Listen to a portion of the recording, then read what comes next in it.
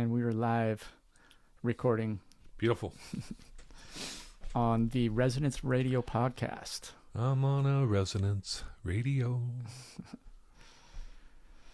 So, new day, the birds are singing, sun's out. We got a lot to talk about. Indeed. Where do we even begin? What pops up first in your mind when we think about where to start?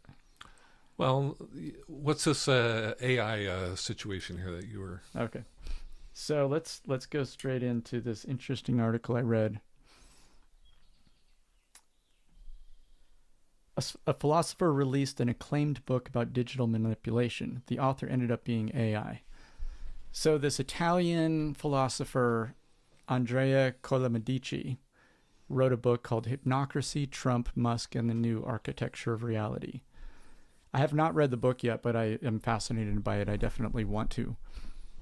But what was interesting about the interview is that the author is also a teacher. He teaches at university, and so he actually has students, and part of what he teaches is how to use AI in a constructive way or a good way versus the bad way. The bad way is just having it think for you, having it just tell you the way it is. You know, the ultimate example of that would be, what is the meaning of life? You know, you're basically having the AI construct your reality for you. What he's saying in this article in particular, but the book is done in this style.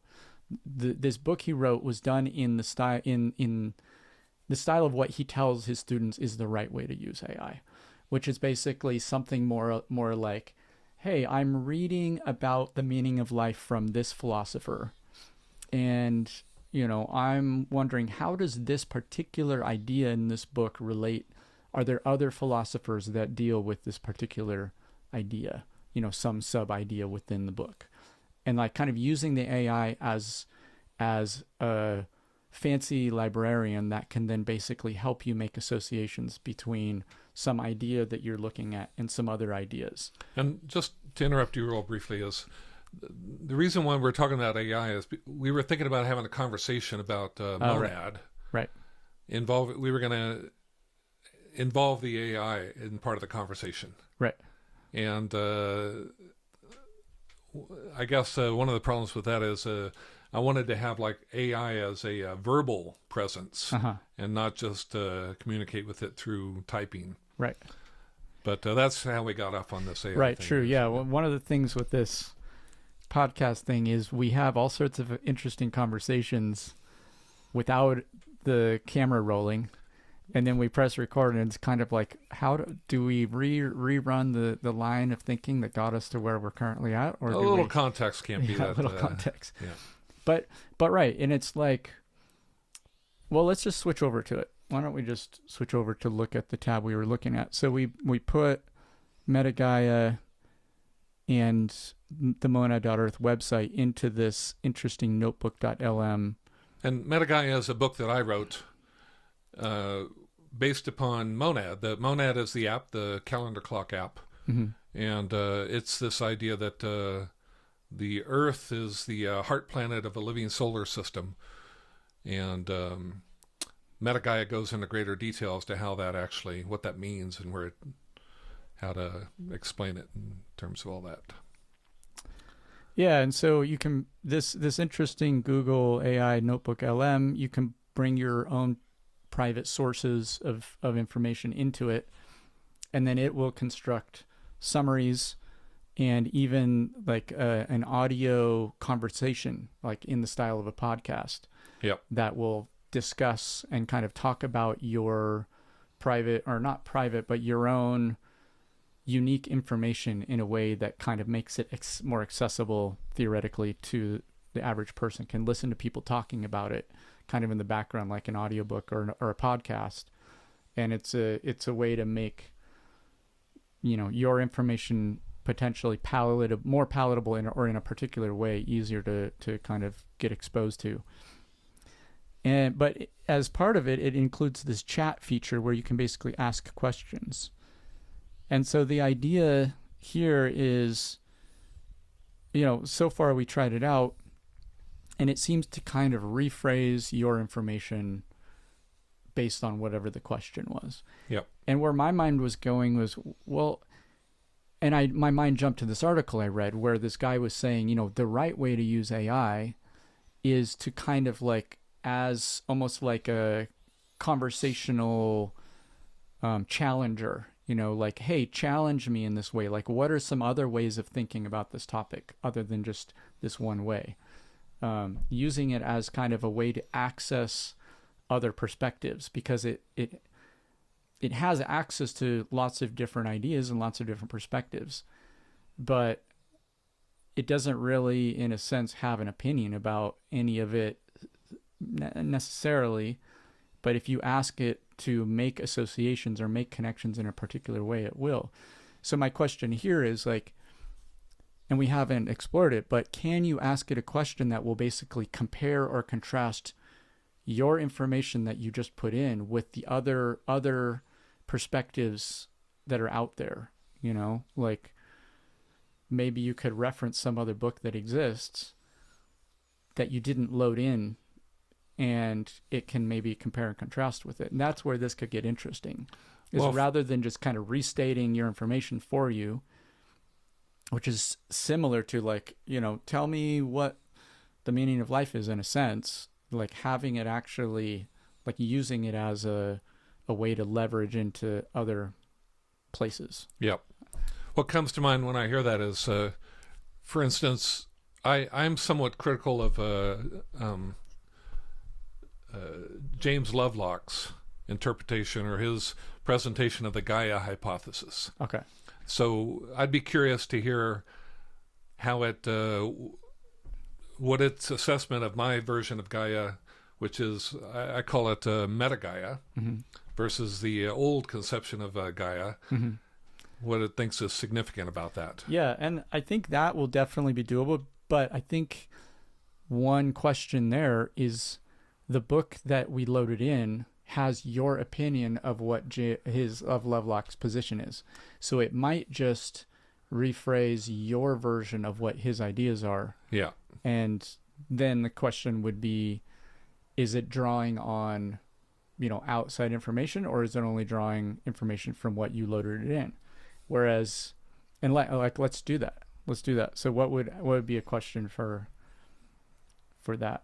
Are you saying that this AI system already knows about Gaia somehow, or would it need to read a Gaia book by Lovelock? That's my question. My question. I don't know. Is this only a language model that's just talking about whatever source of information you put in, but has no other access to any other information, or does it have access to other websites and other books? I don't know. We're exploring this right now. Yeah. But like, let's just start with the Lovelock one, because I saw that there was a reference to Lovelock in the mind map. Yeah. All right. So what's the question? How is the meta-Gaia hypothesis different from the original Gaia hypothesis by Lovelock?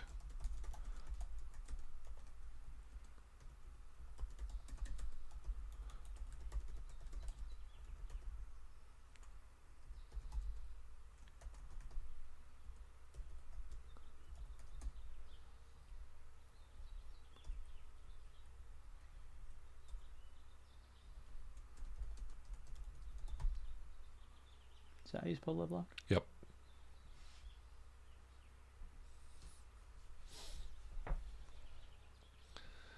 I mean, it'd be pretty remarkable if this thing somehow had, it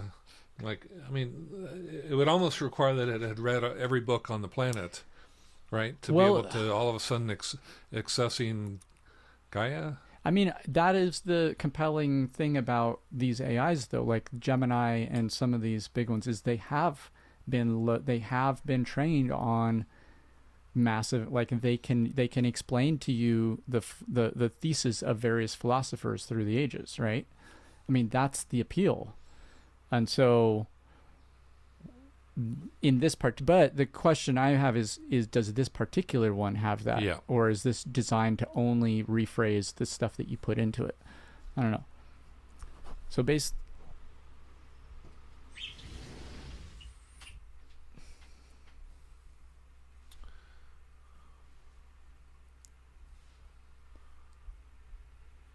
oops.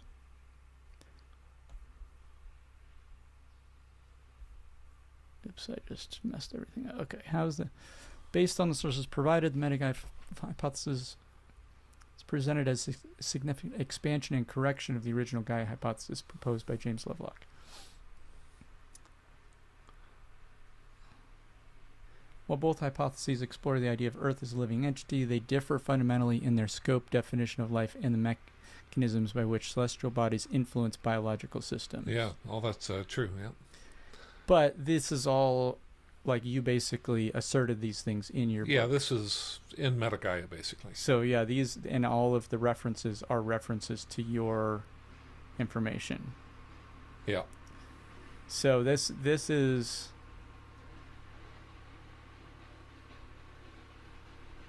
And let's take a pause for a second. Okay, so we just opened up Google's latest Gemini 2.5 Pro, free version, I guess. And we asked it, first of all, are you familiar with James Lovelock's Gaia hypothesis? It said, yes, I am, and proceeded to kind of summarize it. And then we asked it, are you familiar with Keith Whitten's meta-Gaia hypothesis? And it said, yes, I am aware of it, and proceeded to summarize it. And Keith, what are your takes on its summary of your meta-Gaia hypothesis? Well, it seems to know something about it, but it misses the big picture, basically. It doesn't address the fact that I'm saying that the Earth is not an organism in itself, that it's an organ system, and that the solar system is a living being. Mm-hmm. So Metagaia expands the, just instead of a focus on just the Earth as a somewhat living organism, and they don't, the original Gaia hypothesis never said that it was an organ system. They go to great lengths to say that it's not an organism, but that it has a physiology and what do you call it?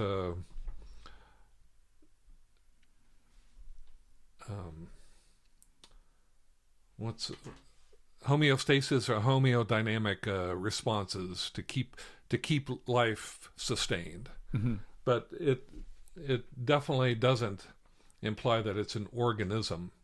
But I am saying that the solar system is a literal organism.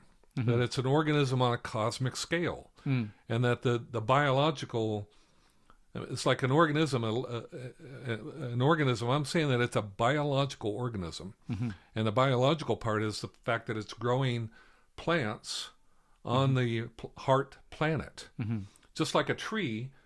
If you have a huge tree and you cut it down, most of that is no longer living tissue. It's the actual wood is not alive in a certain sense.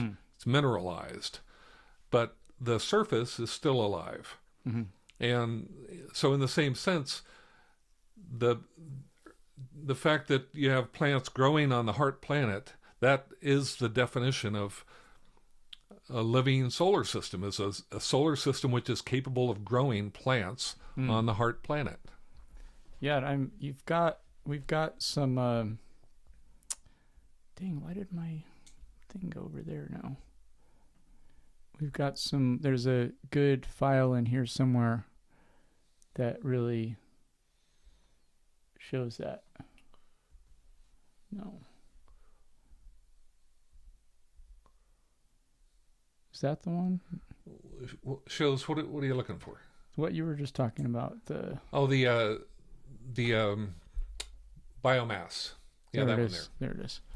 Yeah, this is one thing you have to keep in mind about the biosphere of the planet Earth, and this is what Gaia specifically brought to the attention of people, is the biosphere.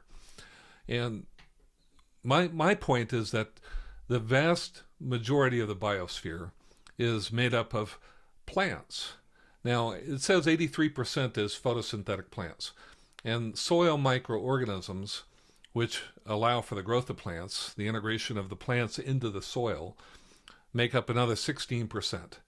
So it's actually over 99.5% of the biomass. And by biomass, in other words, if you were to, we're not including the dirt or any of the other, just because an organism has water in it, we're not measuring the water. We're just the mass of the living organisms.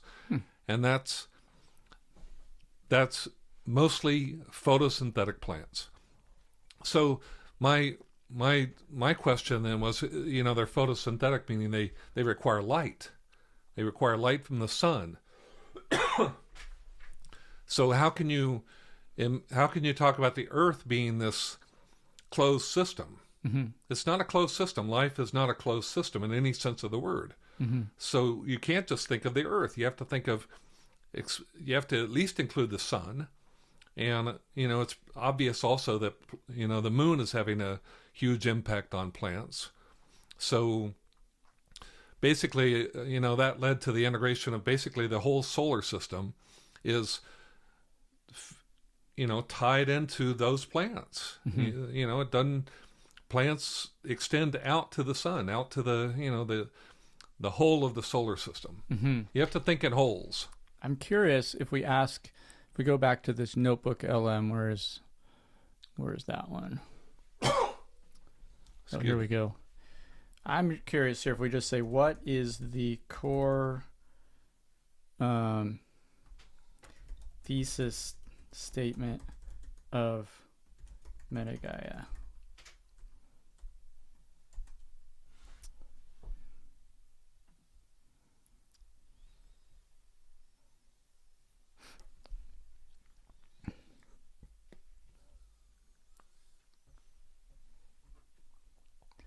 Based on the provided sources, the core thesis statement of Metagaia hypothesis, the entire solar system is a living photosynthetic organism on a cosmic scale. So now if we go back to Gemini, I'm kind of curious too, like with the Gemini, you can really kind of tell it like, no, you didn't really get that. I'm really annoyed that my icons are over here. Why do they keep switching? I'm going to pause for a second and deal with that. Okay, so, what? Let's ask the exact same question first of all.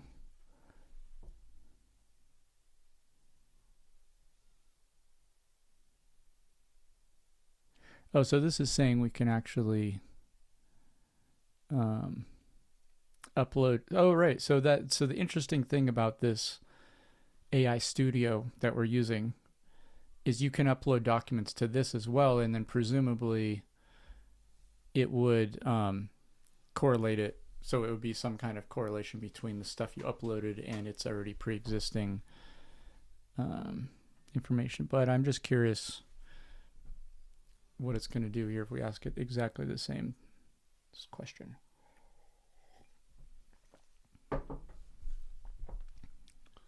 It's thinking.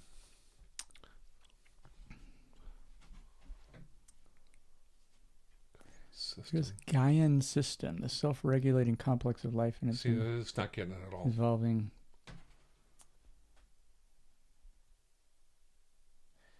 Yeah, totally missed it. The new meta layers emerging.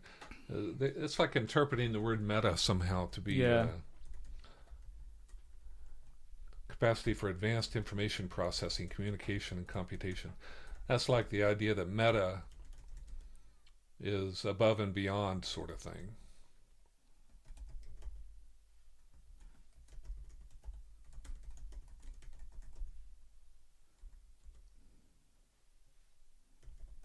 It's about Gaia waking up or developing a nervous system.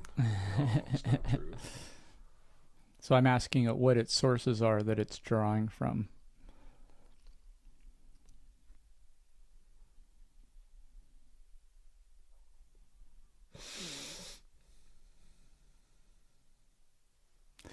Online publications and articles. I don't read books or browse the internet in real time like a human does. My knowledge is based on the version of these texts that was part of my training data.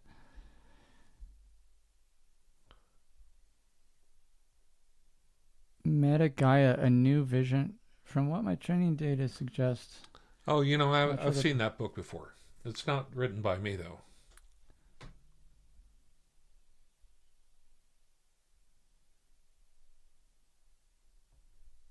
So this gets. I mean, what we're getting to here is an interesting thing about the state of AIs today, Yeah. and the misunderstanding that a lot of people have is that it actually knows what it's talking about, that it's actually like understanding what you're asking, and it's not. It's a pattern. Totally It's a missing. pattern recognition system. It basically just putting words together in an order because, that's it's drawing from all the words and the relationship and the nearness of those words with other words and just It's kind of missing. conglomerating. And that is very similar to AI generated images, which is why humans with multiple fingers and like Yeah. really bizarre things is because it's not conceptually drawing a human.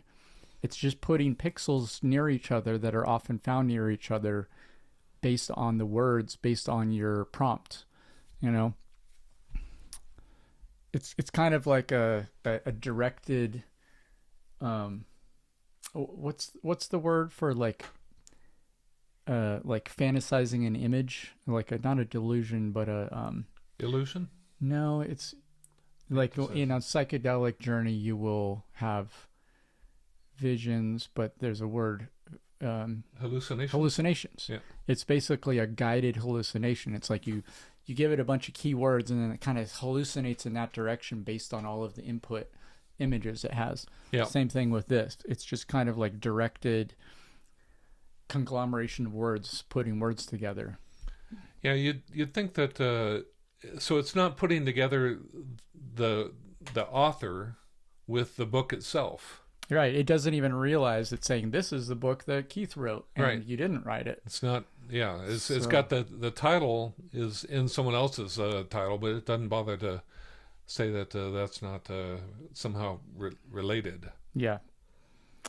Well, so interesting. And it says there, it doesn't. I don't read books or browse the internet in real time like a human does, no doubt.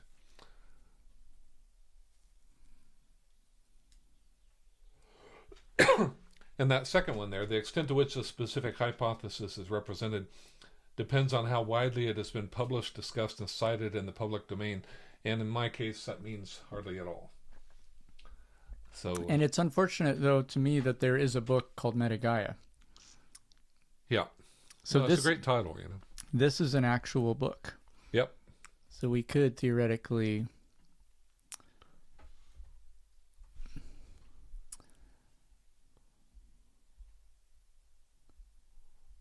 That's mine right there, actually.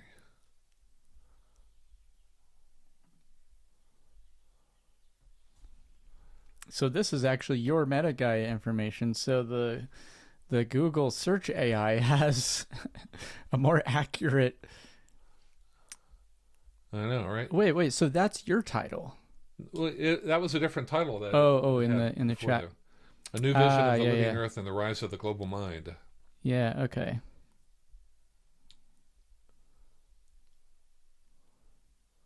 Is that yours? Gaia, a new look at life on Earth, Lovelock? No, That's Lovelock. that's yours. Here, copy that, what that title was there and the one before that. I did. Meta Did Gaia, you? a new vision of the living and rise of the global mind.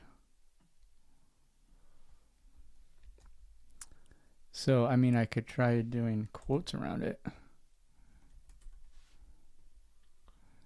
It's not, it doesn't know about it. I'm almost sure that I saw a book, Meta Gaia.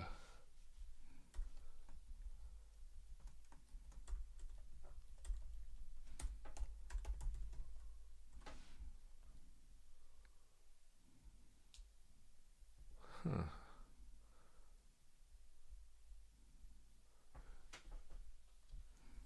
Maybe it wasn't a book. Maybe it was a talk or something, or a conference actually. Well, it's interesting that it just completely hallucinated that book title too, Right. which just goes to show just how not um, like the AI at this point. It's not AI. It's fancy text search. Yeah, there's no intelligence Right. being indicated here as far It's as I can doing see. text hallucination. Yeah. It reminds me of some conversations I have in dreams, where it's like, what are we saying? What? Yeah, it's like a, what do you call those things where you put your eye up to it and it's got like a prism at the end, Yeah. which breaks everything up into... Right. But but this, I would imagine then that if we were to load Metagaia into this one, because this is the one that has more access to outside of the sandbox, this one seems to be more sandboxed. Because let's ask this thing to compare the Metagaia hypothesis with something that you did not talk about in your book. Let's say like Plato's. What is Plato's idea? Plato or Aristotle, Plato's allegory of the cave. Yeah. Or theory of the forms. Let's just for the fun of it. All right. Can you compare and contrast the Metagaia hypothesis with Plato's theory of the forms?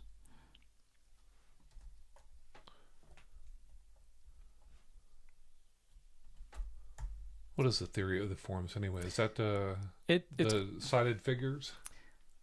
Oh, I guess it's been a long time, but my vague memory is that it has something to do with like there's like the idea domain, and then there's reality. Yeah. And like the things there's like a perfect version of things in this like ideal realm, and then there's the reality, and in the material reality nothing can ever be completely perfect. It's always archetypal. Yeah.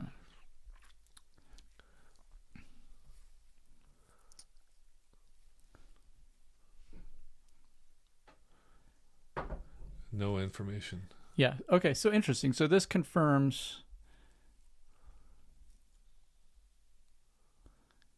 that this is a very, very much a sandboxed language model. So this is basically,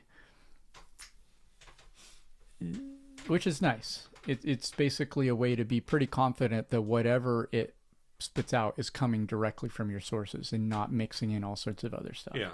It's a tool, right? I mean, yeah. So, but we just confirmed it's sandboxed. It basically only has access, and it's using its language capability to just interpret what you put into it. Okay, cool. Is there anything we want to ask? I mean, here it's obvious that Gemini doesn't really have access to it. Yeah.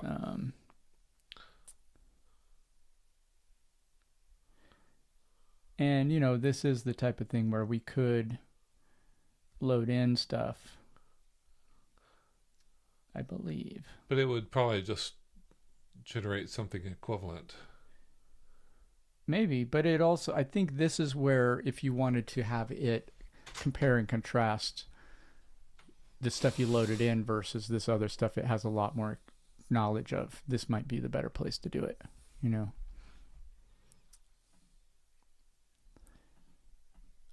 Cool.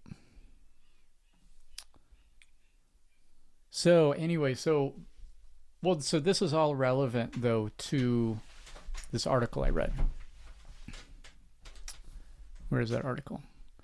And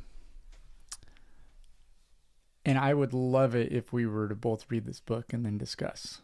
All right. But in any case, what's significant about this book to me is it got a lot of attention before people found out that it was a pseudonym, and then it got a lot more attention, but in kind of a critical way, and because it was framed as, the book was written by AI and it was like a trick, But written by AI, I mean, AI doesn't just write something out of nothing, right? Exactly. I mean, what was given to it Exactly. to then write that book? But what he clarifies in this interview is it was not even written by AI. He used AI in this way that he says is the right way to use AI, which is like a way to like expand your set. Like it's kind of like a more sophisticated search engine, which is like, oh, here I'm working on this idea, or this theory that basically says this. Can you suggest any other sources of contradictory theories? And it's good at that kind of a thing, to like as like a fancy search engine based on kind of using the words of the idea to then come up with the contrasting idea and then do a search based on that. And so that's kind of what he said in this book, is like literally every word written in the book he wrote himself. It wasn't there was no copy pasting, but he used AI as almost like a conversational, just like in our conversations, we'll kind of bounce off each other, and like you'll say something and I'll be like, oh, that reminds me of this other thing. Yeah, I can see how that would be useful, actually. Yeah. Or challenge me, like, here's this idea. What's wrong with this idea? That you can do with someone else to get you to think outside of your own little box of exactly what you are trying to say. And so that's what he said he did with this book.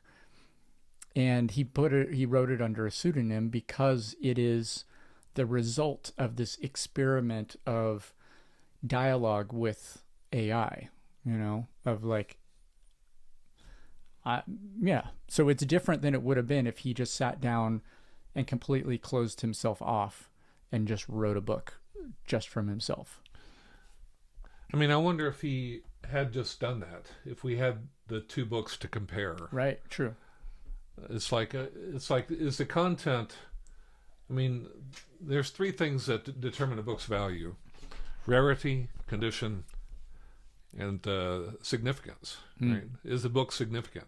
Is there does the content matter? Right? So the fact that he did this, I mean, okay, that's cool, but is the content of the book good? Right. Yeah, and I think it's really it's a really relevant book, very significant book, because it's dealing with how these leaders, let's put it, Trump and Musk and these types, Putin is a great example, where they're basically it's like they put out so many lies and so much noise that the truth gets lost. There's just so much noise that there's not enough like time or space to actually have a conversation about anything. Yeah, it's all gaslighting. It just gets covered up with more and more and more and more noise. But let's just read a crucial book for understanding how control is currently exercised not by repressing truth, right? That's the key thing, but by multiplying narratives, making it impossible to locate any fixed point. And there is another statement further down where he says it.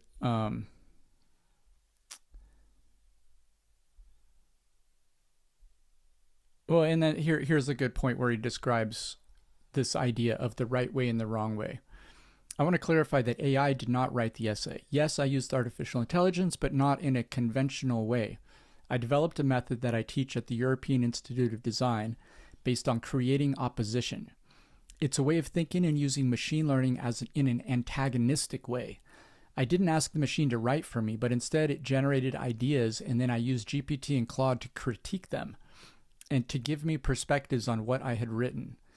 Everything written in the book is mine. Artificial intelligence is a tool that we must learn to use, because if we misuse it, and misuse includes treating it as a sort of oracle and asking it to tell me the answer to the world's questions, explain to me why I exist, then we lose our ability to think.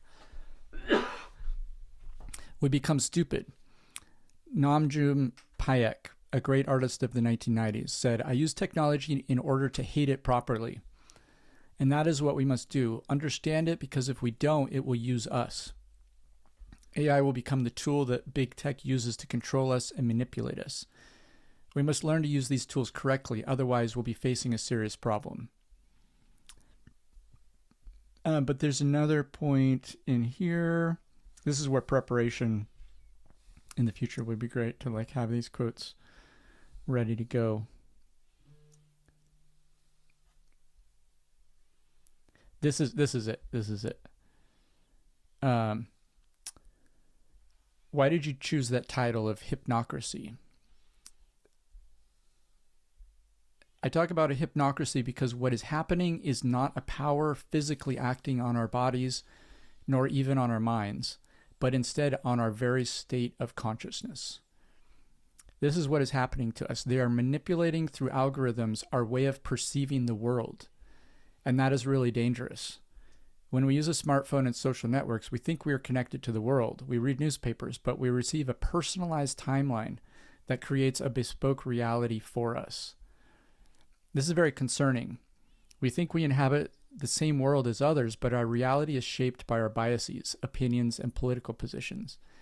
We need contact with those who think differently, but these filter bubbles and echo chambers only show us our own reflection. We must build bridges to the unknown, to the different. If not, we are heading for civil war. The other will become a threat when in fact they are first and foremost a mystery, and perhaps even something to be treasured. That should be our first thought when confronting difference. Yeah, that's good stuff. I love that statement right there. The other are first and foremost, they are first and foremost a mystery. Yep. Yeah, that's excellent.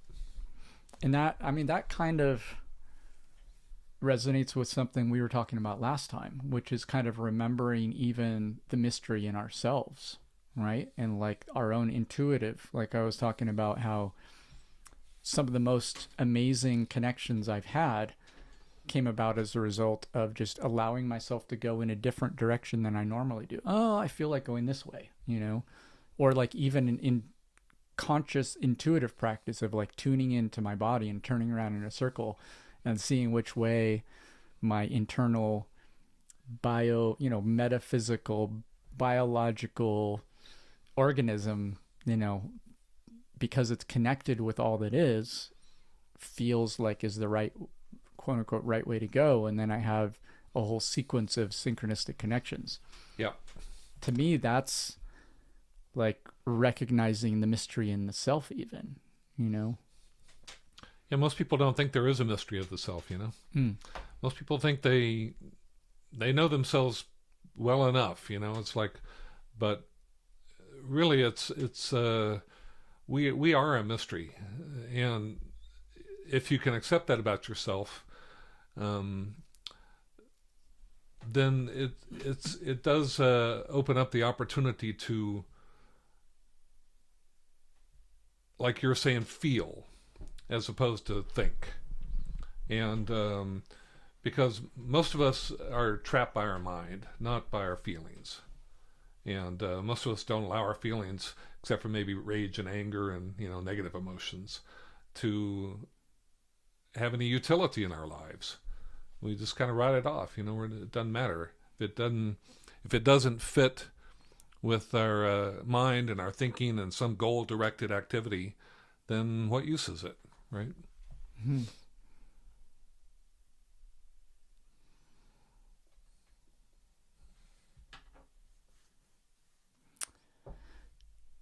And that connects to like looking at ourselves as a mystery. I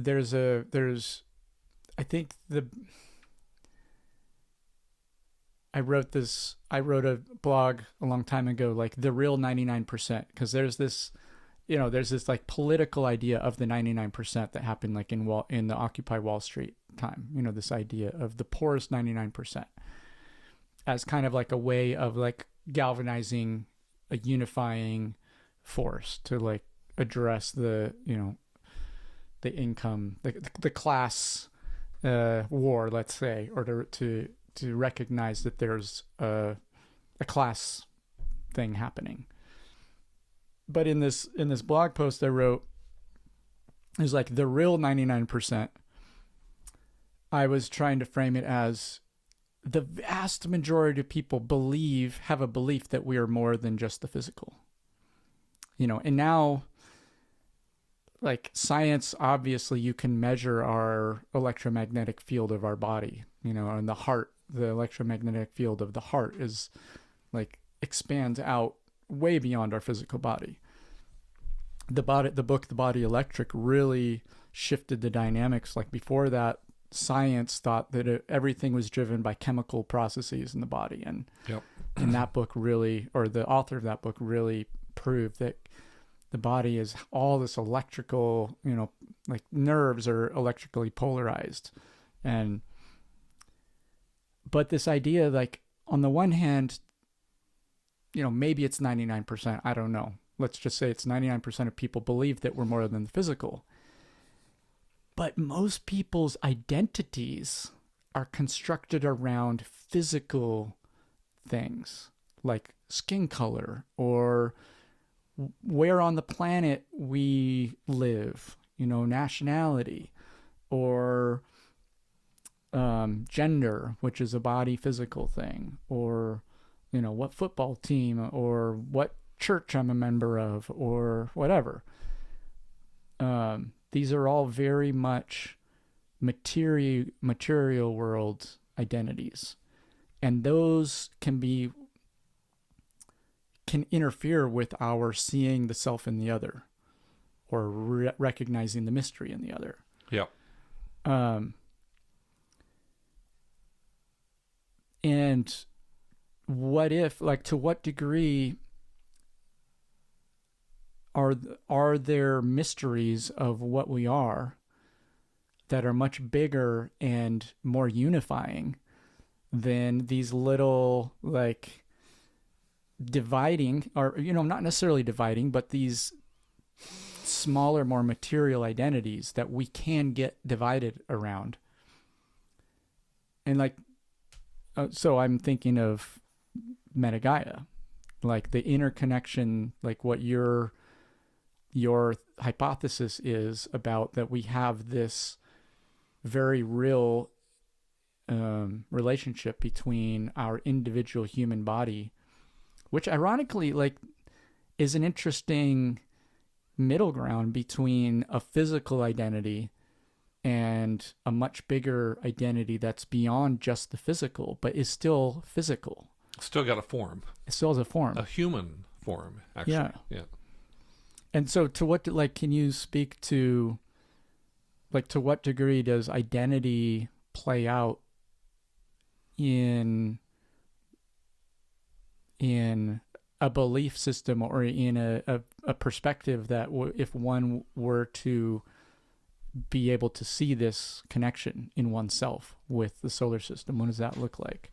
And what does that do to these other identities, or identity in general? Yeah, that's great.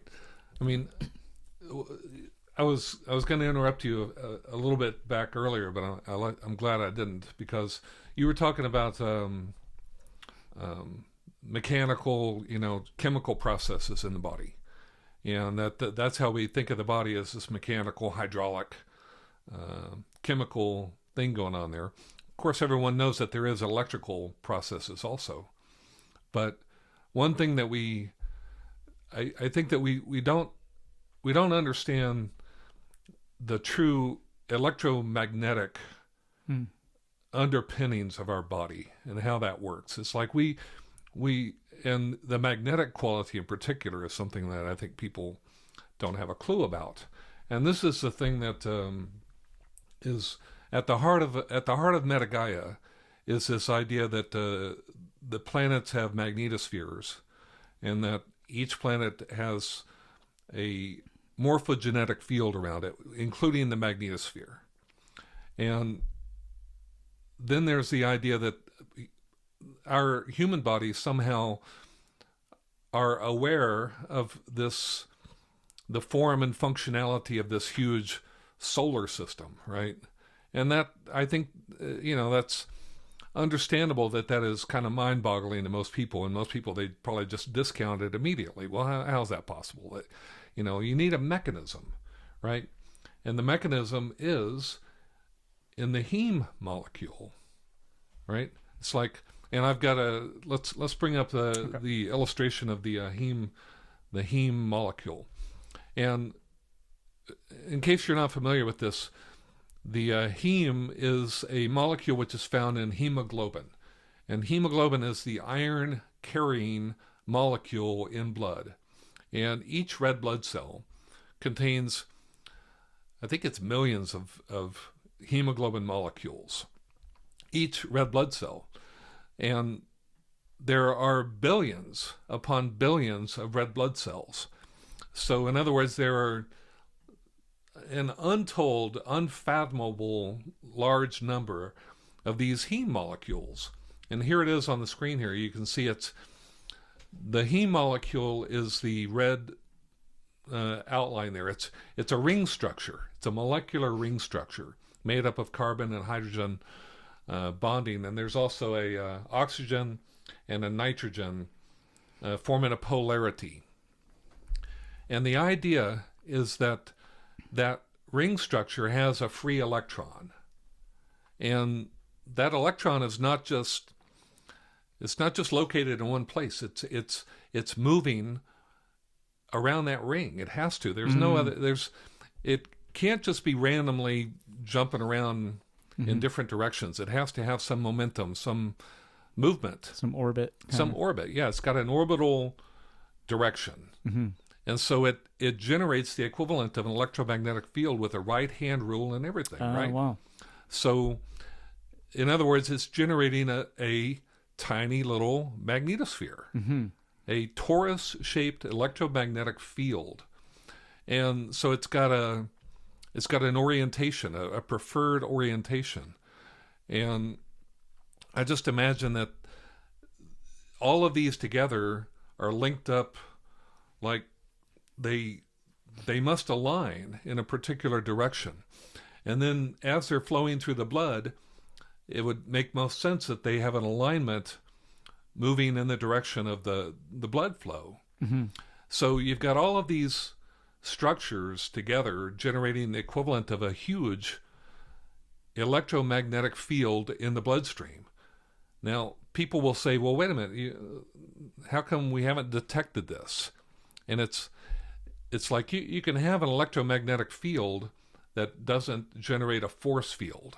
Mm-hmm. So that it's not like we attract metal, as you walk around, forks are, flying out of it's a field of information. Mm. And I'm convinced that the bloodstream as a whole, with all of these heme molecules, these tiny little electromagnets, is what is then structuring the shape and form of the body as an embryo based upon the corresponding much larger magnetoform of the solar system, with all of the magnetospheres of the sun and the planets arranged modularly, so that you basically have as the embryo is developing, it develops around the form of the circulatory system. That's what the blood is. The blood is creating the form of the solar system, basically, due to hologramic information. Mm-hmm. Awesome. Does that? Yeah. How do you see that, or is that make sense? I mean, I think that's getting into the actual mechanism. Yeah. I mean, what comes up for me is all of this whole idea gets at this thing which I think is increasingly being proven out with the entanglement experiments, which is that, like, for example, in the second entanglement experiment, where there were two there was like a resonance between an emitter and two receivers, and the signal only expressed when there was like this alignment in the frequencies of the two receivers. There is an electromagnetic component to that, but there's also an entanglement component, and it's not either or. But that the entanglement or quantum component of it is the part of the picture that we're only just beginning to discover. That it's both. It's not either or. And so, and it seems like when there is an electromagnetic phenomenon or situation, there is an underlying quantum part of it that we're only beginning to realize is there, and that is integral, if not the primary thing. Like I think we're just beginning to realize there is another layer of reality that is more primary than the electromagnetic part. And so in this case, realizing that each red blood cell basically has this little torus, this little electromagnetic field or magnetic field, there is this other layer, which is the quantum layer, that is more primary, that's going on. And you could even, might suggest that the magnetic field is almost derivative of this other layer that's there, this interaction, this relationship, this structure that that is much more non-local, is much more connecting across, spatial and scales. David Bohm talks about how every particle has an associated wave, but actually it's not an associated wave. The particle emerges out of the wave. Mm-hmm. It's like the wave is fundamental. Mm-hmm. The particle is not fundamental. Mm-hmm. And so when we're talking about all these particles assembling to form a heme molecule, for instance, mm-hmm. there's an underlying wave to that molecule. Mm-hmm. There's an underlying wave to the body as a whole. There's an underlying wave to the solar system as a whole. Mm-hmm. It's like, it's a hugely complex underlying wave. Yeah, I guess my mind goes to waves. Wave interactions. Waves, it's not just a right. wave, but it's... Because then you get into resonance, and that the particle is a derivative of some, wave interaction, yeah, exactly, right. And like Starlink, increasingly, or this, increasingly internet or cell towers basically use phase array. Starlink antennas have a whole bunch of small little antennas, and they actually use how the frequencies of each antenna interact with each other to create phase, in phase and out of phase. And so even though all of the antennas are pointed in one direction physically, they're able to create like a directional wave or, combined wave through the phase, playing with the phase of each of the individual antennas, to create using the resonance between all of these different waves. And so, to me, it seems like an easy idea to think of a particle as a place where a lot of different waves are basically interacting to construct a more dense version of energy that we would call a particle, or Yeah, I mean... Or that would guide a particle into a particular position where the waves are... The amplitudes of the interacting waves are creating like a pocket almost, where the particle wants to be there instead of somewhere else. Yeah, it is mind-boggling to consider all this, but just the idea that this molecule is an electromagnetic structure mm-hmm. is important, because it's it allows then for a mechanism for the transmission of information. Mm-hmm. And information of a whole, of a dynamic whole, a living whole. Mm-hmm. So you've got the magnetosphere of the solar system, which, you know, you were talking about this underlying quantum field and entanglement. Mm-hmm. And what we know about entanglement is that it's the information. You've got two entangled particles separated by a significant distance, mm-hmm. right? And it's thought that when you read the state of one particle, instantaneously that other particle is aware of that reading of the information about the other one, right? Mm. I don't know. Or where, or just matches, or is in an equivalent state or something. Yeah, it's not, the information is not transmitted at the speed of light or right. lower. It's transmitted instantaneously. Mm-hmm. And the only way that I can think of to explain that is that there's information of form. Mm-hmm. And so in other words, it's like it's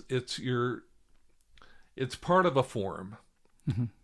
It's like a line. Instead of two particles, it's connected by, it's actually got some underlying form there. Structure or form, or yeah, yeah. And it's symmetry or something. Something, yeah. Some underlying structure is present. Mm-hmm. And it's a rigid structure. So it's like there's a rigid transmission of information instantaneously. Like if you have a guitar string that's stretched from here to Pluto, mm-hmm. and you cut the line, it doesn't take you don't have to have the transmission of information transmitted like from one, from where you cut it. If you cut it here, mm-hmm. it's going to know about that cut instantaneously on Pluto because of the relaxation of the tension immediately. And, I don't know. I mean, the metaphor helps to understand the simultaneity. I don't know as though in reality, a taut guitar string, if it was snipped, if it actually is simultaneous. But the idea I'm hearing, or I guess another metaphor would be like if you had a 20-foot pole versus a 20-foot taut rope. Right. And if you move one end of the pole, the other end moves. The other end moves. If you bump one end of the pole, it's just basically immediate. Whereas if you wag the rope, it's going to create exactly. A That's a better analogy. Yes. Yeah. But with the rope, though, you could also suggest like if you suddenly let go of it, that tension would relax a lot more quickly than doing a transverse wave along it. Yeah, you're not translating modulated information, in other words. Mm-hmm. You're translating information of form mm-hmm. and function. It's like the function, is it a rigid function? Is it whatever? Mm-hmm. But that's inherent in, so there's a structure within the solar system of a circulatory system. Mm-hmm. There's circulation of plasma. And it's like that, I mean, just the word plasma, right? We're talking about, it's a weird coincidence. You've got plasma in the blood and you've got plasma in space. And, one is supposedly the fourth state of matter, right? And then the other is like the matrix which holds the red blood cells. But I don't think that it's a coincidence at all. I think that they're intimately related. And the blood, it's interesting that it's like if you look at the history of an embryo and its development, the first thing that's developed is the bloodstream. It's like you have to, that's how the material from you have the mother is transmitting through the placenta. Basically, it's transmitting the material used to construct the body of the embryo. But you have to first create the circulatory system, the roadway, which then distributes that material to all of the different parts of the road so that you can build this thing up as a whole. You don't just build from one place out. Mm-hmm. You're building it hologramically. So the first thing that has to be constructed is that bloodstream. So it has to have the image of the bloodstream, the structure of the bloodstream from the very beginning somehow. And the heart is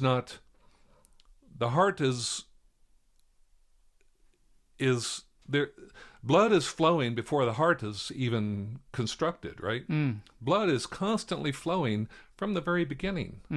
That because it's duplicating the magnetoform, which is the flow of plasma through the solar system. And somehow that information is holographically present at whatever level. And then you have a seed can take that information and build it up into a complementary structure called a human body, replicating the solar system. Well, yeah, and back to this idea of identity, it seems like, to me, it's appealing because as an identity, like to me that it's appealing. It's like incorporating this into one's identity, as far as there's this idea that it's called identity fusion, like we fuse our individual identity with our various group identities, whether it's member of this or that church or whatever, and then we adopt the ideology that goes along with it, less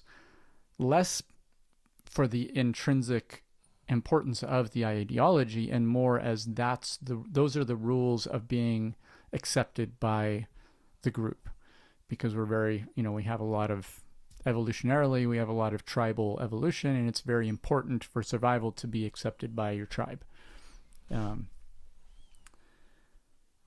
But to me, this particular ideology, let's say, of or this identity, like to fuse one's individual identity as an individual biological organism with this larger collective biological organism, the solar system, yeah, is appealing or interesting, particularly in the area that it is both a physical identity, like I was saying earlier, where we tend to identify with things that have a physical nature rather than, we're all more than the body. We're all psychic beings, or we're all like whatever, have an etheric body or something. It seems to be less easy to like have an identity in that area connect us together, to like have commonality come about as a result of non-physical identities. But this one is interesting because it is physical, and the collective version of it very much is an inclusive collective physical, so as larger inclusive self, as you can get. Right. Yep. And I wonder to what degree that could help people transcend out of the divisive physical group identities, like that were kind of manipulated through, the leaders of various identity groupings, political parties in particular are like cults these days, where people are being manipulated into us versus them types of, and fearing, projecting all of the wrongs onto the other, and we're superior and they're inhuman, basically. That this type of identity could transcend that, and because it is so physical on the one hand and completely collective on the other, it can, to me, it can act as like a medicine or a transcendence of the divisive kinds of physical identities that we're suffering from. Yeah. Also, don't forget that it's also the heart planet. Just that name alone is, to me, it's beautiful. It's like, do we have an image to go with that? Yeah. Let's take a look at the chakra. Well, let's first look at the embryo chakras, and then we'll look at it in an adult body. Okay. This one? Oops. You're not seeing it. See it. Yeah, there you go. So this is what the chakras look like. These are planets, of course, right? This is I'm pointing over here at the screen, but so the heart chakra or heart planet has to do with the lungs and the digestive system, where the heart is the actual Earth itself, and then the atmosphere around the Earth forms the physiology of that organ system. So the lungs are above the circle of illumination, and the digestive system is below. And that whole organ system is within one body compartment, which is called the peritoneal cavity. And the other chakras, the other planets, are in a different cavity in the body. They're located, behind the peritoneal cavity, basically. And the heart has the heart, lungs, and digestive system, that takes up most of our torso. It has an inordinately large representation in the body because we live on the heart planet. And the heart planet is where you have a circulatory system, of course, right? So you've got, if we had monads, you could see we showed this before, but you see how the sun heats water on the surface, and you've got the whole progression of the circulatory system. But this is a structure which is inherent. If you were to look at it doesn't show it here, but if you were to show the blood and its flow, it's flowing out of the heart through the lungs into the digestive system, but it's also passing down the back along the vena cava and the aorta, and the aorta extends up to the brain and down into all of the lower extremities, and it branches out along the aorta. You look, and there's blood vessels which lead out to all of the endocrine organs, and so it goes to the renal gland, the kidneys, the adrenal gland, the bladder, the gonads, the thymus, the thyroid. Each endocrine organ has a specific blood flow to it. So the blood flow, if you look at it, it goes out the arterial and back to the venous. Arterial, back to the venous. So that's duplicating the flow of plasma from the brain down through the body.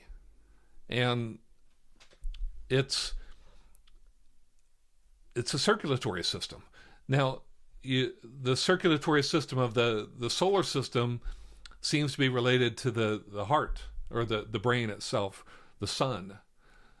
So, but it is the sun which is driving, it's like the sun, the brain gets an inordinate amount of blood from the body also.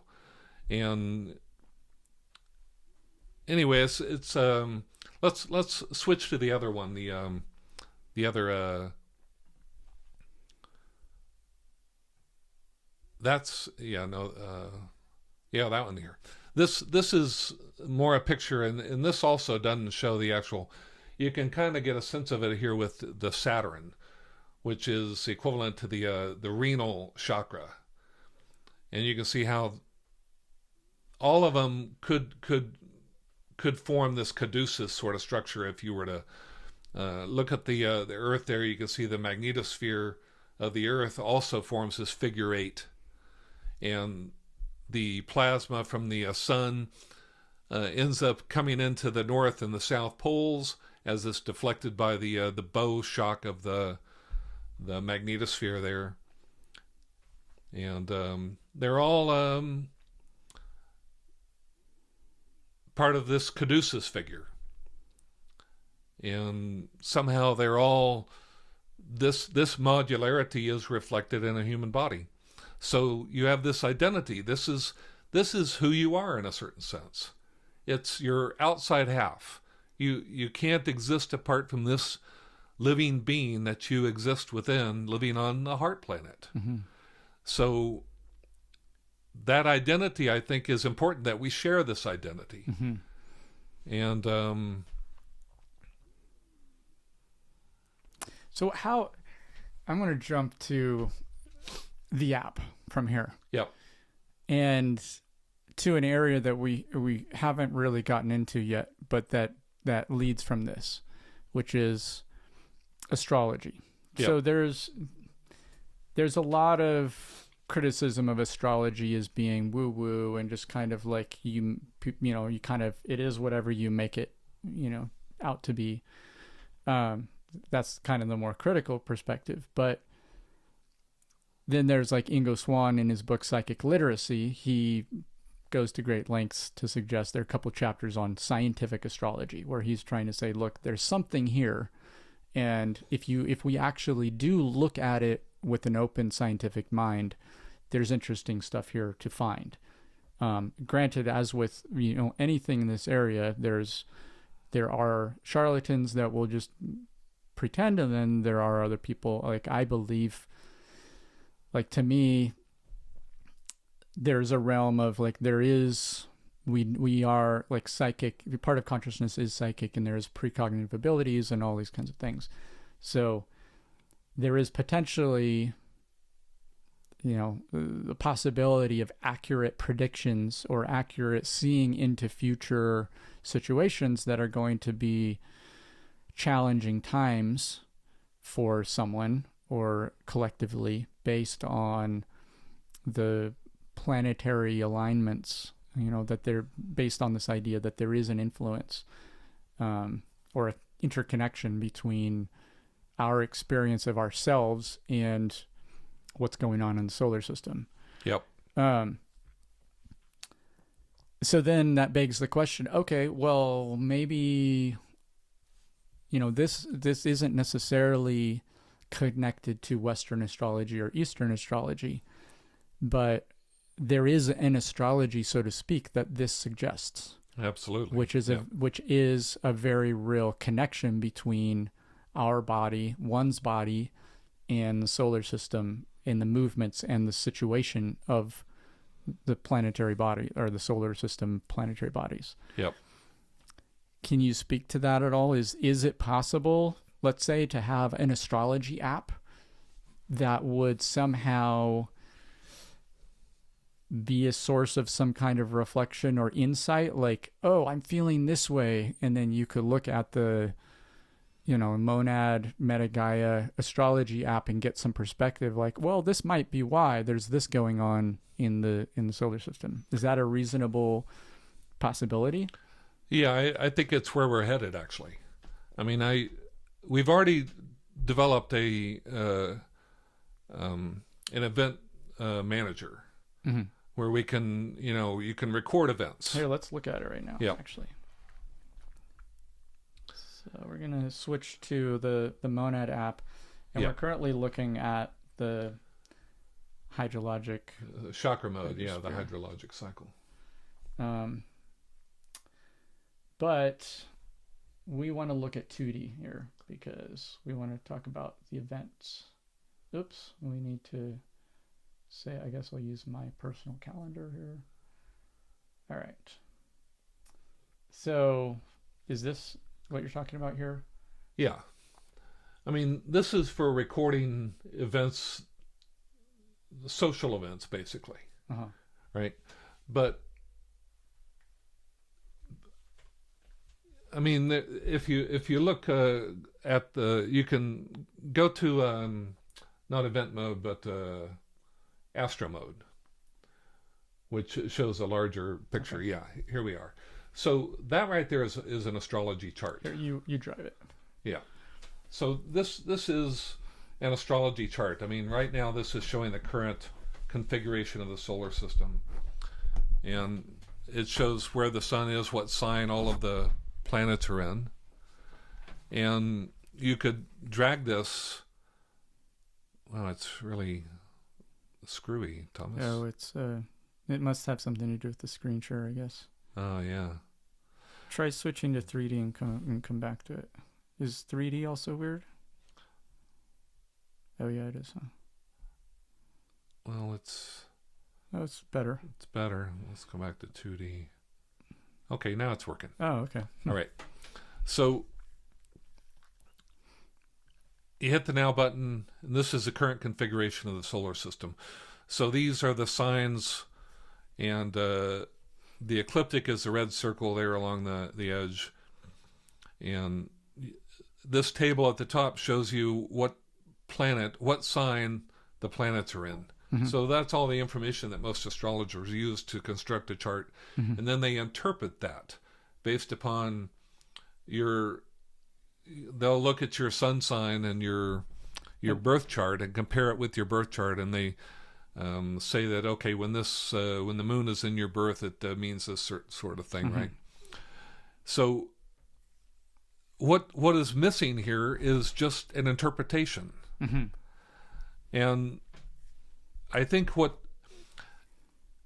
I think it's premature to think that we can construct an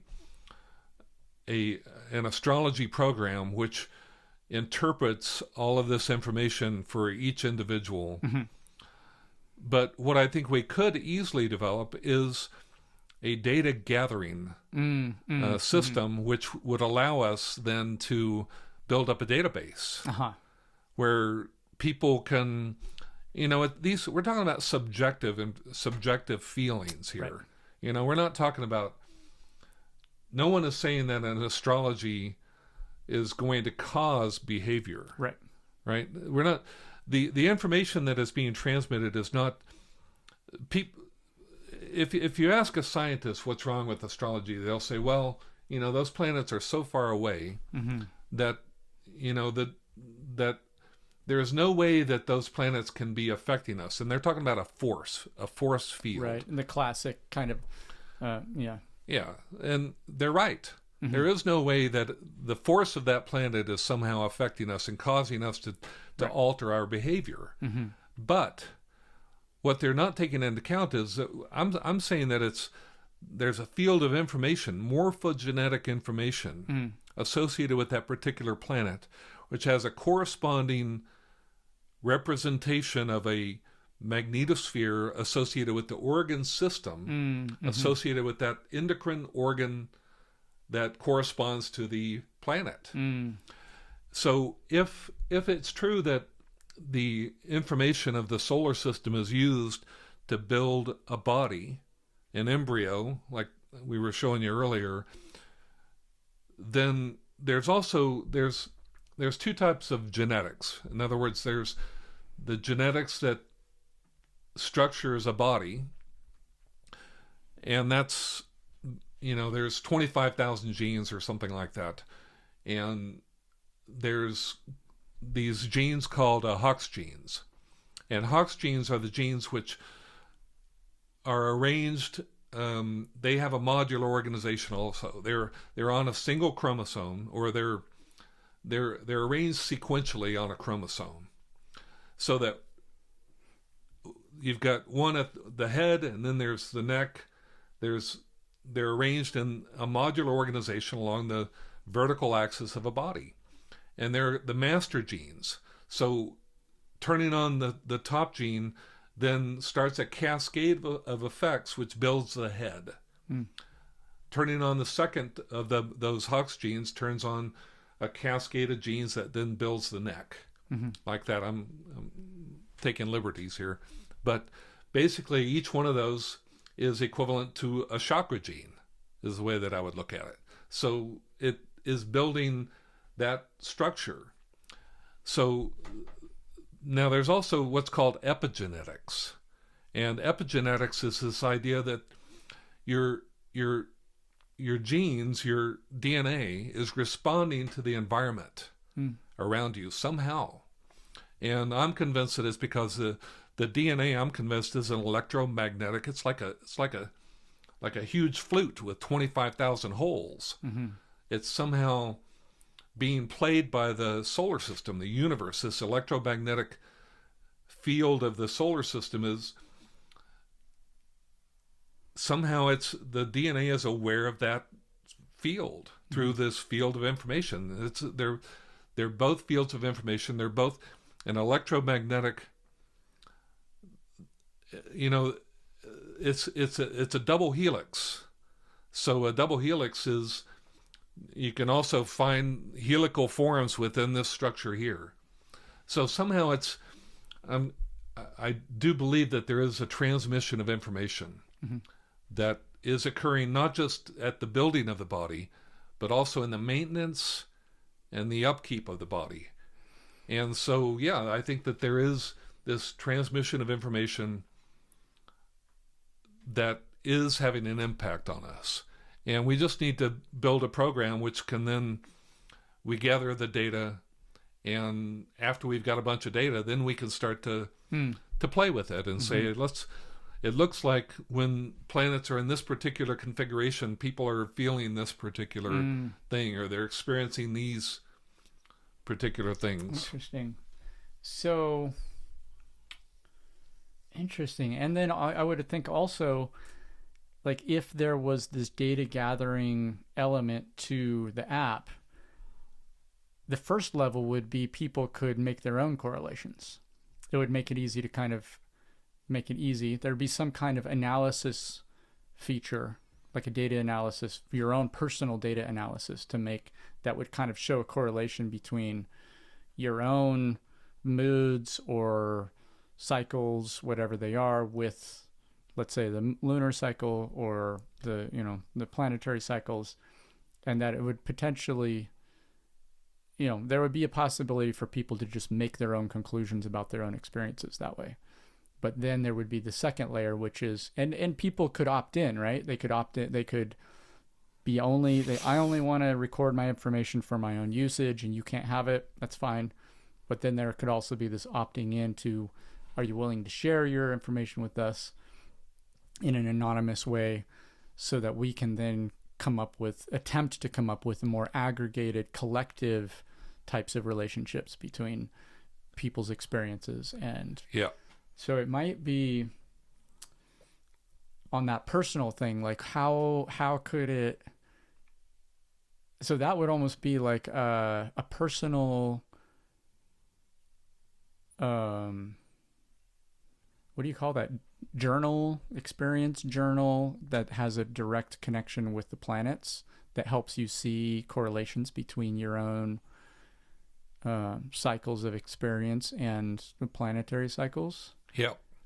I mean, it's hugely complicated. Sure. And, you know, one of the obvious problems is that, you know, we're having to deal with the fact that people are already familiar with the astrology as it's currently being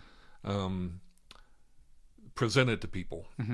And as it's currently being presented, you look at a chart, and there's no orientation. Well, I guess there is an orientation. Usually the midhaven is at the top. And the midhaven would be the equivalent of noon. But they don't have the sun earth vertical axis. And when you do that, then you got Mercury and Venus are fixed up here at the top. You've got retrograde at the bottom. It provides a much more intuitive connection to the body. So I think that you also have a 3D. You have left and right. 3D, left and right, exactly. Yeah, which has to do with the seasons and also the swara. This is one of the biggest things about monad, is actually the left-right correspondences across scale. Let's look at that here. Yeah, because show us what you mean on the app. This is the source of a very profound teaching. I mean, we see it a little bit in this diagram, don't we? I mean, is that a little bit of the left-right? Yeah, that's the south would be left. So you're looking at the front of the figure here. Okay. But if we look at it in the app, you're gonna. Yeah, in the app. Yeah, here we go. So let's look at. Take this off here. So here's the front of the body. So we're looking at the front. This is the front of the figure. This is the left side that we're looking at here. Does it help? Would it help to turn off the orbits? I guess we can't. Oh no, I love those orbits, man. Okay, all right, never mind. Notice that those orbits are what divide the figure into left and right. So, and the orbits are basically the same as the ecliptic. Well, they're ish. Yeah, they're not exactly the same. The ecliptic is specifically related to the Earth. The Earth's orbital plane. Yeah, or but the average of the Earth's orbital plane. Well, I think the ecliptic is the Earth's orbital plane. Okay. Whereas the orbital plane of the solar system, I'm not sure is exactly the same as the ecliptic. Right. The orbital plane, I think, is the average of all of the planets. But I think it's so close that you don't need to really worry about it. So the Earth is almost exactly the same as the average. Yeah, but this science of the swara is incredibly deep, and I think it's very interesting that I actually had some trepidation about introducing this idea because I got this. I first heard about this in a book called Swara Yoga, the Tantric Science of Brain Breathing, and it made it sound like this was it is a very esoteric sort of knowledge, and I guess at one time it actually was hidden. It's like you were not supposed to reveal this science to your average person. Interesting. And I thought about it for a long time, and the fact is I've found more and more references to this, and it seems like it's coming out. So now it's like I just figure, it's inherent in this figure here. Weren't you even... I vaguely remember us even talking about the idea of calling the app something to do with Swara. Yeah, actually. Well, we went through a lot of names. Well, I know, but wasn't Swara one of the names? Yeah, Swara was one of the names, I like that name, Yeah. Swara. But there's a profound thing about it. The idea is that if you... cut that out, huh? Shouldn't we? No. Get anybody else an idea. Well, oh yeah, that part. Yeah, maybe so. But, yeah. So go on, sorry. Well, it's the idea that you have... In one of my first books is called Owner's Manual, and in Owner's Manual I was faced with the idea of trying to explain the idea of the body as a vehicle, and this vehicle, there's a driver, right? A car needs a driver, but I realized there's actually two drivers in the car. There's two drivers and a navigator. Right. This. Interesting. Yeah. So the navigator is single, right? The navigator is the. Let's not talk about the navigator. Let's focus on the two drivers. Okay. Because the two drivers are Ida, Pingala, the left and the right side, and by side, if you read that book Swara Yoga, they talk about. Ida and Pingala are two energy channels on either side of the body, the left and the right side. And they don't say what those energy channels are, and they imply that if you dissect the body, you're not going to find these energy channels, right? They're subtle energy channels. And they have a picture of the caduceus, right, which is a vertical rod with snakes ascending curve like, on either side. And the left side is the Ida snake. The Pingala is on the right side.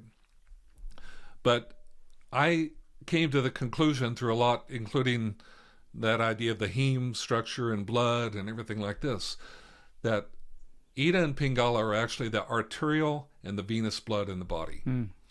Arterial blood is Ida, and the venous blood is Pingala. And if you look at it, that's actually the way that it works out. Ida is the aorta, and venous is the return blood. So aorta meaning oxygenated blood. Oxygenated blood coming from the lungs, being distributed out to the body. So it's inward directed. Whereas Pingala is returning from the body. It's exhausted blood. It's coming back. And it's releasing carbon dioxide out of the body. Interesting. So it's outward directed. Interesting to think of it that way, because I would think oxygenated is going out to the body, outward, and then inside the body sense, and then venous blood is coming back to the lungs, which would be inward. But you flip it around, and it's like the Ida is bringing oxygen into the body from it's the connection between the organism and the inside air and the outside, the inside and outside. And once again, that brings up this whole idea of the right, two and trees, it's the inhale that correlates with the inhale too. Inhale, you're bringing oxygen in. Yeah, exactly. And then relaxing out the carbon dioxide. Yeah. So it's those are very, and see the blood. If you look at it, the Ida and Pingala are also associated with the sympathetic and the parasympathetic nervous system. And what happens is that during a parasympathetic period within the body, the blood is focused on, usually it occurs after eating. It's like when you eat, that triggers a parasympathetic response. And what that means is that the blood is diverted from your extremities into the digestive system, inward, once again. So it's what do they call that? It's a particular part of the circulatory system is the enteric, or I'm blocking on it. Should we look it up? I know it. I just can't think of it.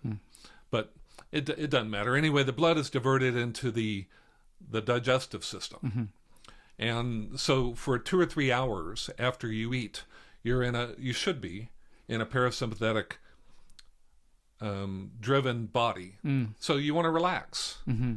It's a good time to take a nap, to sit around and take it easy. Yeah. And then after you've digested your food, and the ideal thing is not to conflict with a lot of activity, which is a sympathetic activity. That way digestion is at its peak, right? If you're sitting around and relaxing, then it can get it over with quickly. And then you can switch over to a sympathetic activity. And then you've got energy. You just digested all this food. You're ready for action. So that goes from Ida, the digestive period, to sympathetic is the active side. So you're burning all these calories. You're burning all the stuff that generates all the lactic acid, which has to get extracted from the body. Same with all you're burning, fuel, oxygen, and everything like that. So you're releasing carbon dioxide out of the body. So in other words, the Ida Pingala arterial venous bloodstream is also intimately connected in the body to the sympathetic and parasympathetic, or parasympathetic and sympathetic activity in the body. Those two associations are like drivers. They drive activity. And it's if you're in your parasympathetic mode, and you can find this out by breathing through your nostrils onto the back of your hand. I'm in Pingala right now. So it's right. Mine is on the right. Right side is Pingala. So I'm in Pingala right now, and that's good because we're thinking. Thinking is a sympathetic activity. Moving and thinking, as you can see on the event mode, let's go to the event mode here real quick. Where are we at here? Oh no, health mode. Let's go to health mode. And at the bottom you see sleep and eat are on the left side. Left side is Ida. Move and think is on the right side. Oh, cool. Those are Pingala activities. So if you record all of your activities based upon this here, you're actually generating a biorhythmic chart showing the alternation. So you should have sleep at the bottom. Can you do some there, right? Yeah, let's set this up here. You got Oops. a Zoom meeting. This is once again. So what do I need to do here? I need to go back to 3D. Let's accelerate. 2D health. This thing is glitching again. Dang. It's been a while since we worked on 2D. Yeah. I mean, is this just from the screen share? Man, it's really... Whoa. It must be. I've never seen it do this before. Weird. This is why you never do live demos. Yeah, You just right. record it. You make sure that your thing can handle the live demo. Yeah. So it's. Are we going to be able to do it, or? I don't think so. Dang. Yeah, Oh. it's flashing. Okay. Doing weirdness. But Oh, well. if you do record all of your activities pretty rigorously, and you have a, if you, it's like here's the thing that's interesting, is that ordinarily these will be balanced. You will alternate back and forth between Ida. You'll give Ida her time, Pingala his time, and they should balance out to about 50-50. If you don't balance, then your body gets stressed, and it'll find a way to reestablish a balance. In other words, if you stay in Pingala too long, right, you're going to exhaust yourself, and you'll get sick. And getting sick means that you'll end up in bed, which is a activity, right? So it finds a way to balance back one way or another. So I've found that it's a lot better to maintain the balance, and you can see your balance on the screen here if you follow it, and it's just a reminder to stay in balance.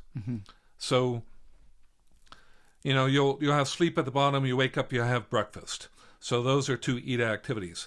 Then you're going to exercise and go out and do something, and you'll either move or think for a few hours before you feel hungry again. Then you got lunch, and that should be at the top, opposite of the sleep. And so you then have that, you digest for a while, 2 or 3 hours, and you're back to a Pingala activity. And you once again are moving or thinking. So there's this alternation you have during the day, which is Pingala is during the day, Ida is at the night. But within that, there's sub-rhythms where you're alternating eating activity, and those should balance out to, you should have about 3 alternations over the course of a day. That's healthy. And if you do that, then that's what is meant by a balanced swara. But here's the thing: sympathetic associated with Pingala can take over at any time if there's an emergency. Right? That's the fight or flight response.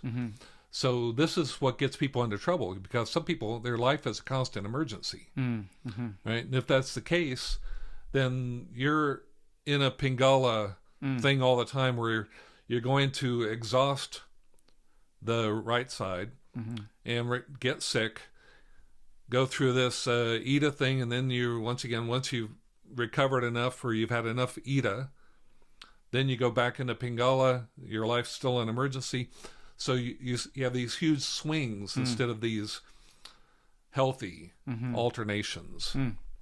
Interesting. Yep. So I mean, that is not astrology. It's actually what they call chronobiology. Chrono is time, biology of time, but it's a very sophisticated type of chronobiology in this chart.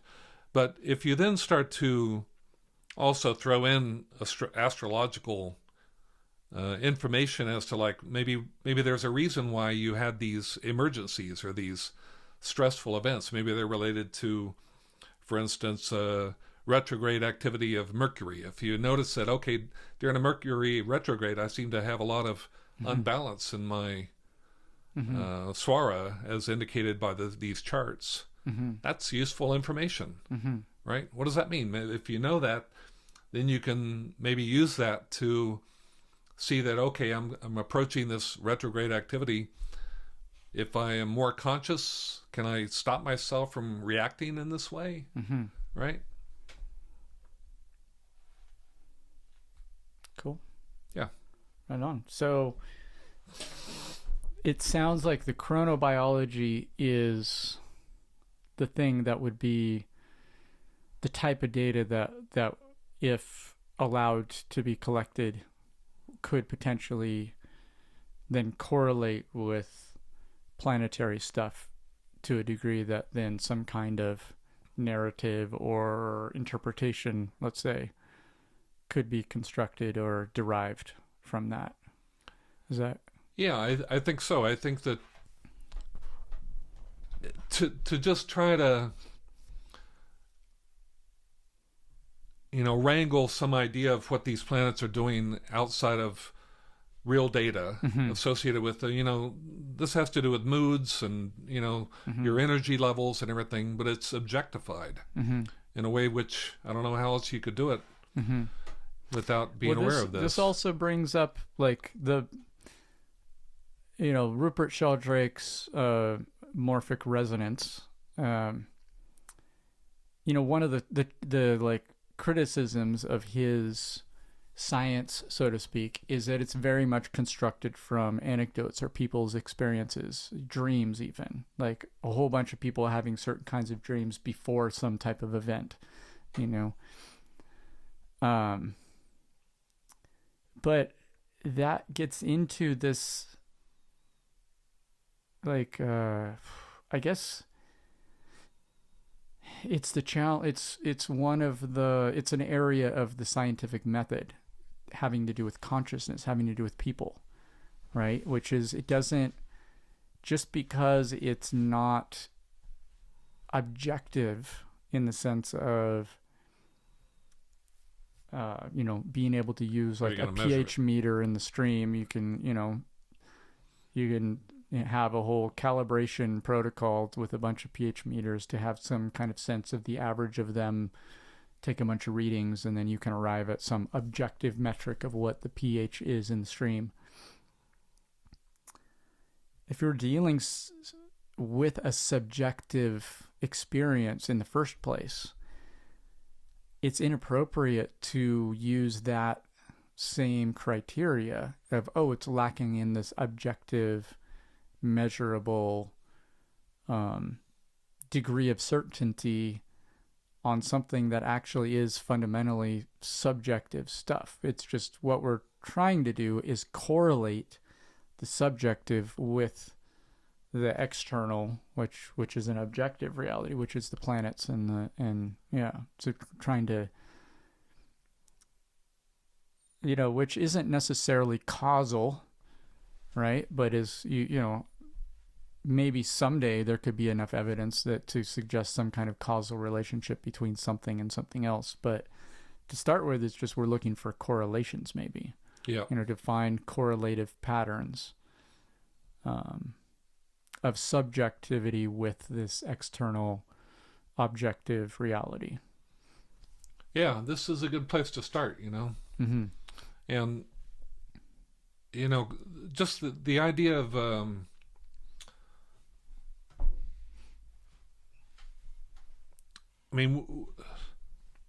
was I going to go with this?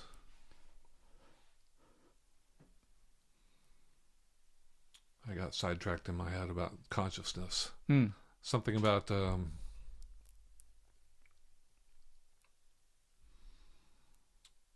I wanted to say something about what you said there, and then I got lost in my thought. Bookmark it. Yep. Shall we leave that as a cliffhanger? Yeah, definitely. Right. Any closing, or should we just leave it on the cliffhanger? I had a good line I was going to go towards. Was it based on something I said Yeah. earlier? Okay. So I was talking about subjective or science. There's this thing of expecting everything to be measurable and objective and an external, but the type of stuff Rupert Sheldrake is working with is subjective experience, dreams, etc. Oh yeah, dreams. That was where it was.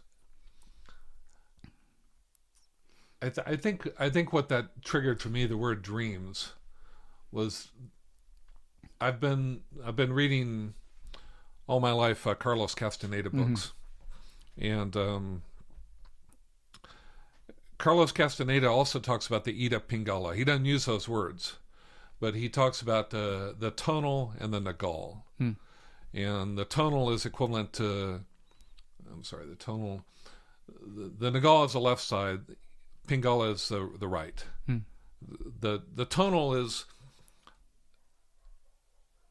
it's complicated, but one of the things that is very clear is that we think we're whole, and that we're aware of all of our actions, and that we're doing things consciously and deliberately. But what Carlos Castaneda discovered is that when you're in Ida or Pingala, you don't remember. It's like you can make a decision that, okay, I'm going to do this thing here. And if you make that decision when you're in Ida, then when Pingala switches over, you forget all about that decision, and you're doing something totally different, and you don't account for that fact. And Ida Pingala, that book Swara Yoga talks about that certain activities are favorable in one side of the body and not in the other. In other words, if you're going to try to do something which requires you to be in Pingala to be successful, if you started in Pingala and end up in Ida, you're going to fail at that because you're in the wrong. You've switched over from your original intention. Interesting. So, and where can you mind if I jump in? Yep. This reminds me a lot of music. Like different songs are really, you could really have, correlate with the different states. Yeah, definitely. And I noticed this when I was in Lake Atitlan. I started writing a song that was very much in a very relaxed state. What is that? Pingala? Ida. Oh, Ida. Very relaxed, a heart song, sing along, kind of healing song, sound healing song. Ida. Total Ida. Ida. And then the next day or 2 days later, I went to record it because I had written more lyrics, and I'd had like a bunch of tea earlier, a bunch of puer earlier in the day, and I'd been Pingala, man. running around all day exactly and like right. busy, like, oh, I just want to record this really quick. Wound up recording it at like way faster speed, and then I sent it to my friend, and she's like, oh, interesting that the speed is so much faster. Maybe you could think about slowing it down in part of it. And then listening back, I didn't even realize it, because when I recorded it, I thought I was recording it slow, but I was in such a fast state that it just was a very different song. That's a perfect example. Yeah. But it can be even much more dramatic than that, because dreams are on the left side. Okay. And so it's like the dreams are when you're in the unknown, basically. You're in your feelings. And your right side awareness is very much the mind as we know it, which is logical and goal-directed. Dreams are not goal-directed. They're just unfolding. And I think it's just very useful to know this about yourself. And I think that one of our... And also it hints at relationships that you have with the opposite sex, It's like if you're having problems with the opposite sex, it usually indicates some unbalance in your body and some unawareness of these two sides going on. I just think that this information, this Swara information, is really critical for a society that is trying to grow and come out of a, I think that we're a very, we've got a lot of conflict between, male and female, black and white, all these others, and that conflict is inherent in our Ida Pingala. Mm-hmm. Somehow. It's intimately related. And I think that it's not fixable without understanding this inner physiology. Mm. That's why I think this is being released now, Mm-hmm. these ideas. This reminds me, too, of locally here in Nevada County, there's a kind of a teacher, spiritual teacher, you might say, Justin, I don't even know his full name. He wrote a book, Another Heart in His Hand. And there's this line, and I'm not going to quote it exactly, I'll paraphrase it, but it's something to the extent of world peace isn't possible unless we are inwardly fully peaceful. You can't bring about world peace if we're all have a bunch of conflict internally. If we're not, you can only even if you're 50% peaceful, 50% peaceful, a 50% peaceful world. What is that? Right. It's not a peaceful world. No, it's not. So his point, as I understand it, is you got to start with yourself, got to become a fully peaceful person for there to be any hope of contributing to a peaceful world. And I think before you can become peaceful, you first have to recognize the two sides involved. I know when I first heard about this, that book Swara Yoga, they recommended that you could wear a ring and switch it. It's like as you go throughout the day, you check yourself occasionally and find out, what am I in? And then when you go to the left side, you put the ring on your left finger. Interesting. And you go to the right, you put the ring on your right finger. And so it's a way of becoming conscious of the two drivers. And reminded too, right? Because that's the point of having the ring there is to, conscious, reminded, yeah. Yeah, it's useful information. I think it's almost essential information to know this about ourselves. And then also, if you're interacting with someone else who knows, it's a good way to you understand where the other person's at right now, so that might shift how you interact with them. Exactly. They also carry, the yogis associated with this knowledge, they carry this thing. It's called a dandu stick. And what they do is they lean on it. If you're in your right side awareness and you are in a situation where you need to be in your left, you put the stick underneath your left armpit and you lean on it. And what that does is it shifts the energy up into your left side. Interesting. So they would be constantly aware of what side they're in and what's the appropriate side to be in for this activity that I'm doing. Wow. Yeah. That's really interesting. I play around with my name when I introduce myself, and I have this joke that Thomas is my left brain, which would correlate with right, with left brain is right side. Pingala. Yep. And then, so Thomas is my left brain. Tomas is my right brain, the artist, that's interesting. Chill. I should have noticed that. Chill guy, and then Thomas is the left brain, business, deal with stuff, engaged.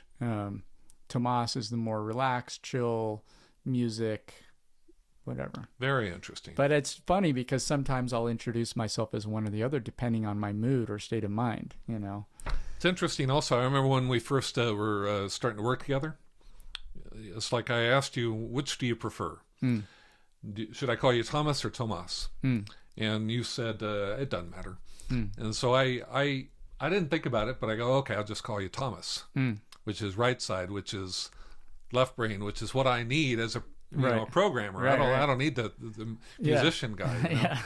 You need productivity. We got a schedule here. Exactly. We got to have I need Thomas. Outcome. We got some milestones to hit here. Yeah, so that's interesting. Yeah. Thomas is definitely the programmer side. Yeah, for sure.